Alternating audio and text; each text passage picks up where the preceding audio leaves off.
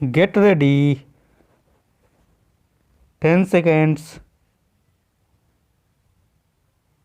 5 seconds. Start.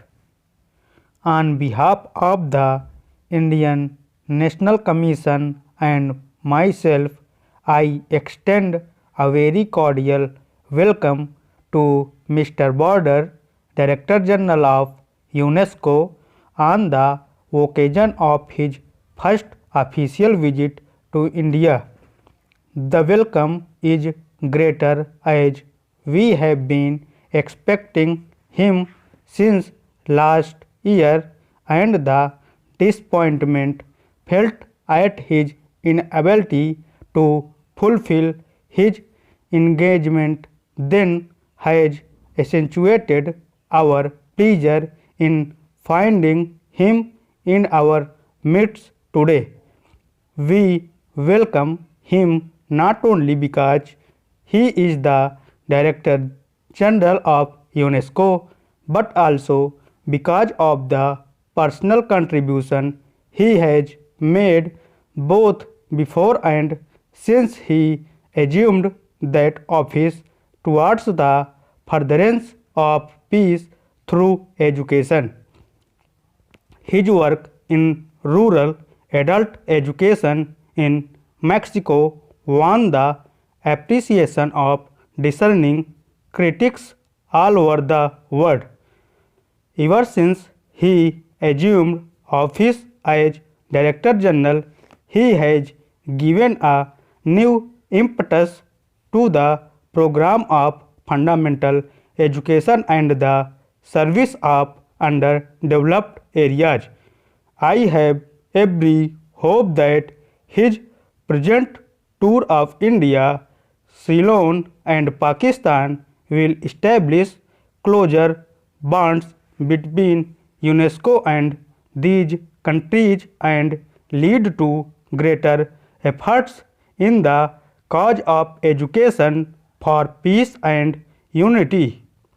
UNESCO is one of the specialized agencies of UNO which was established to achieve international unity and peace. We must, however, confess that world unity on the political plane is still a distant goal.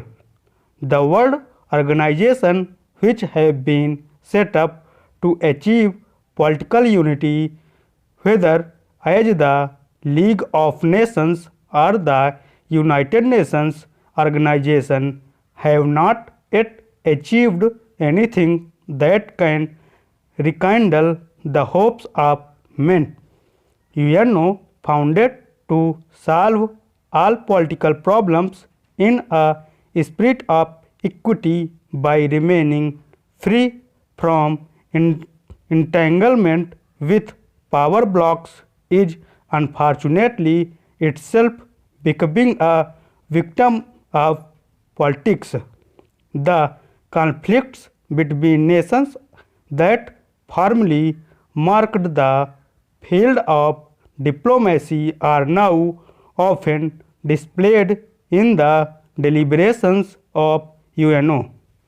How can we then hope that UNO will succeed in its aims unless it can disentangle itself from the fact of political groupings and judge all questions from the point of view of international justice and peace?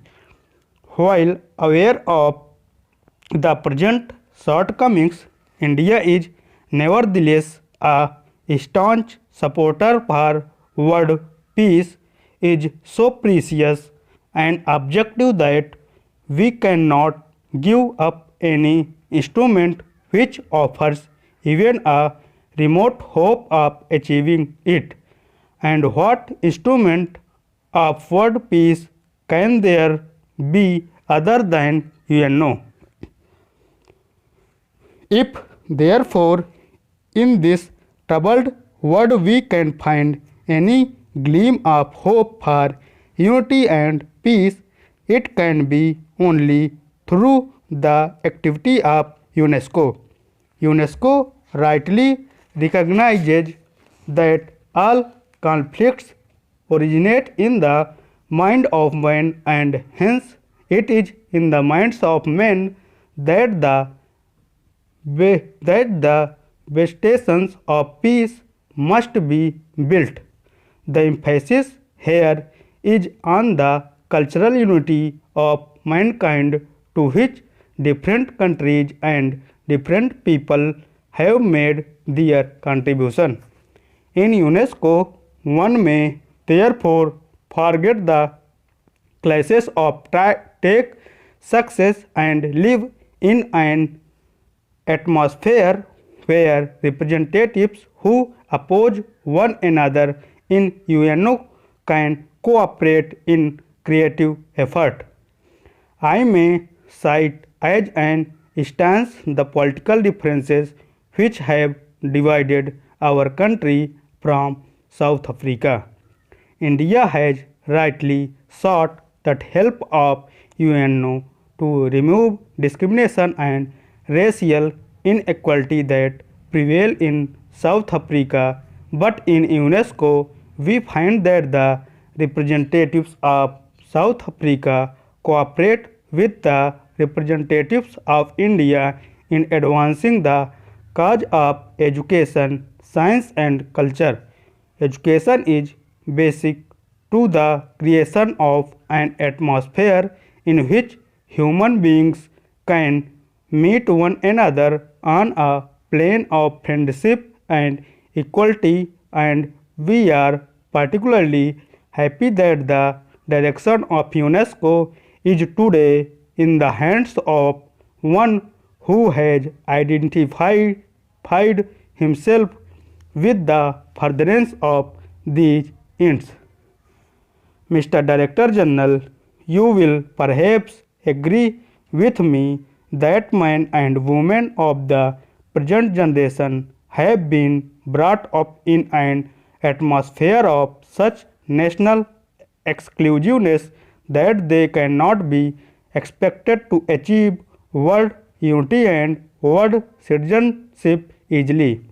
They have been trained to think on lines which make it difficult to transcend the limitations of race, class, or nationality.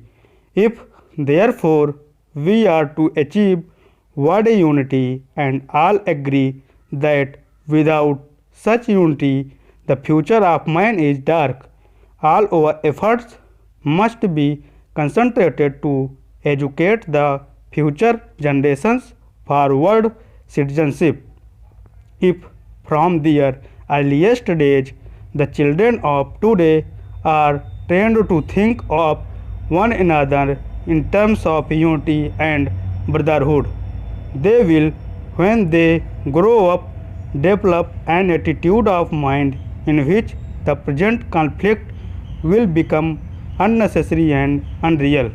I also hope, Mr. Director General, that you will agree with me that for achieving this end, the entire method of teaching history and geography in schools must be changed.